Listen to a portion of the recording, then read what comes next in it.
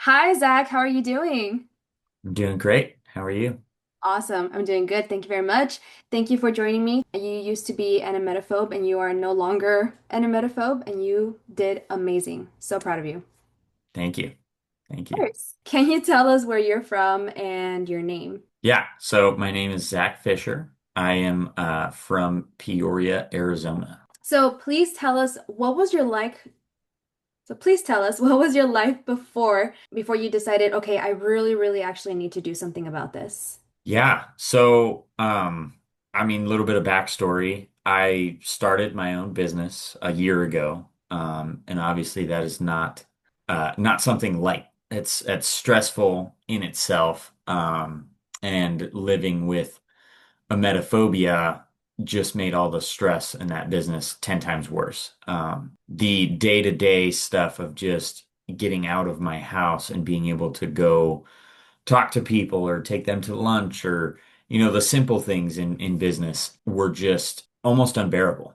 Um, Yeah. it was, I can remember times where I'd have a lunch or something scheduled on a Thursday, and by Monday, I was making myself so physically ill worrying about it, that it was, yeah, just unbearable. I canceled several things. I chose to do a lot of meetings online because I felt more comfortable in my own space. Yeah. And even then, getting on the camera was like too much. So Mhm. it was a very sheltered, um, alone kind of feeling. Yeah, and it feels safe, but also just like, what am I doing with my life? I can't Yeah, really do anything, just watching everything from a screen. Yeah, yeah. absolutely. So, a lot of people say that when they decide to go through recovery, they believe that it's going to be one way.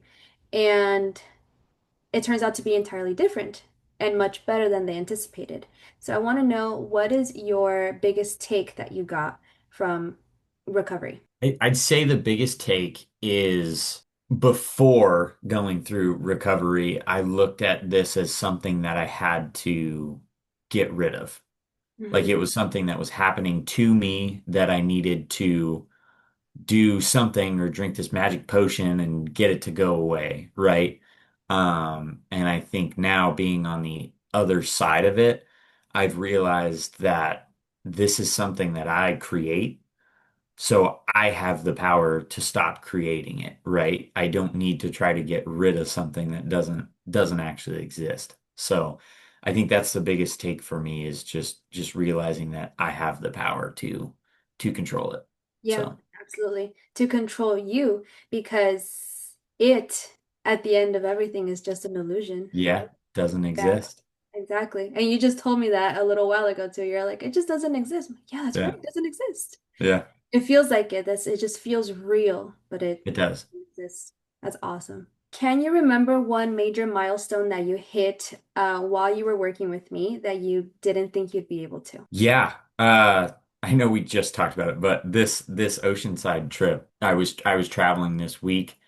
Obviously, before recovery, traveling was just not, it was not an option for me. Like I said, it was hard for me to go to lunches with clients down the road.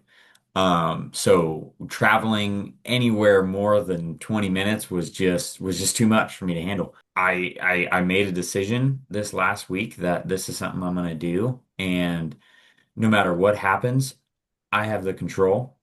Like this is all up to me. And I went and I did it. I'd be lying if I said, I didn't create some of it, but it was kind of that like, okay, starting to create it. Nah, I don't need to. Yeah. And move past it. So it Mhm. was an amazing trip. It was definitely something that challenged me, but I wouldn't even say it was something I had to get through. Like I was actually able to go on this trip and enjoy it. Yeah, So that's amazing. I love that. I do remember getting your text saying, guess where I am? I yeah, expected maybe like a 45-minute drive outside the city, having dinner or something. Like across the state, across two yeah, states almost. That yeah. No, is awesome. about 6 hours. It was 6 hours there and 6 hours back. So Yeah. And then yeah. staying there for a few days. I Hmm. also remember you when you came in that it was even hard to go to the grocery store Hmm. sometimes and things like that. So Yeah. that is incredible. I love that. The more that you practice, the better that you're just going to get at it. You Yeah, already know that you can do it. Amazing. absolutely.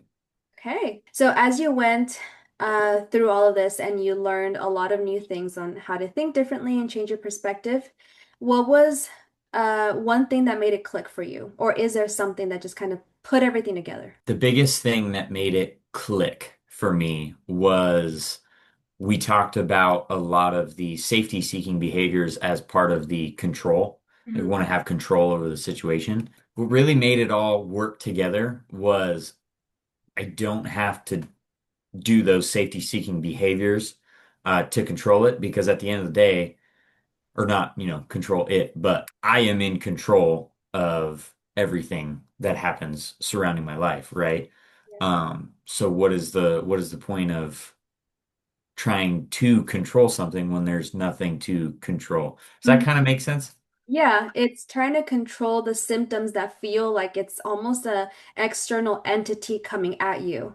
Yes, Yeah. yes. I don't have to control something external Yeah. when it all comes from me, myself, and I. Yeah, So exactly. And taking responsibility for that is one of the biggest things that we have to do in order to start recovering. Okay, what is the biggest change that you notice in yourself that you're so proud of? I'd say the biggest change I've noticed in myself is the confidence. Hmm. Just in all aspects of life, even outside of the emetophobia, I just feel more confident in everything I do. And everything I do in business and every, fitness challenge or something that I want to go do. It's like I used to think, I don't know if I'm there yet, right? But now I'm very much like, well, what's the worst that could happen? I'm gonna go try. Yeah. Um, so the confidence to just attack things and try new things, and there's no limit anymore. Yeah, that's right. Would you say that you feel excited to go out and do things now? I do. It's almost a game anymore of like Ah. I want to go do things just to like not even sounds bad, but not even because I'm super interested in them, but more just like I want to go do it to say I did it. Yeah. Yeah, So definitely. yeah, it's a huge, huge shift in my life. Mhm. A lot of people tell me that they are scared to start because they don't know what it's going to be like. And also they're afraid of lose their supposed identity because all they've known is emetophobia. So what would you tell someone that is recovering? And if you can also tell us, especially coming from a man, and men don't generally talk about this as well. So what advice would you have for people, but especially for men out there that are struggling with this? It really boils down to what you and I have talked about all the time. Like, if nothing changes, nothing changes, right? Like, it is scary to take new and different steps. Um, I was definitely the person that I hated dealing with the emetophobia, but I was so used to it that I feared a life without it as well.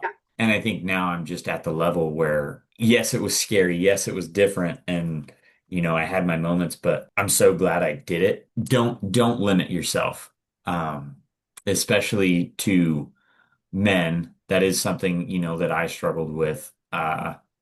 Yeah, as a man, you feel like this is something that makes you weaker, makes you less of a man. But I promise you, you're not the only one dealing with it. There's plenty of us out there, and I think it makes you more of a man to stand up and say, "Hey, I got this going on, and I need to take responsibility for it and do the things to get better." So, Absolutely. Very well said. Thank you so much for that. It's not easy to stand up for yourself, yeah, a lot of the time, man or woman. But like you said, especially for men, you're right. not supposed to always be strong. No, And the part of being strong is going to include fixing the yeah, things that need a little bit of help. yeah, no, Neither of us can do absolutely. this alone. Nobody can. No, Okay. no. So after having finished this, what are you excited for in your future? I think I'm excited for the growth of my business.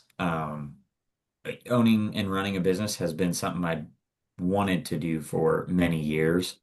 And I knew the limiting factor was going to be me in this emetophobia struggle.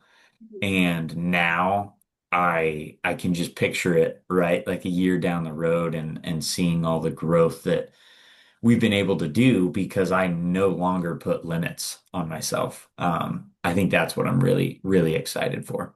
Yeah, no more canceled lunches, no more Yeah, canceled opportunities, basically. yeah, Amazing. yeah. All right.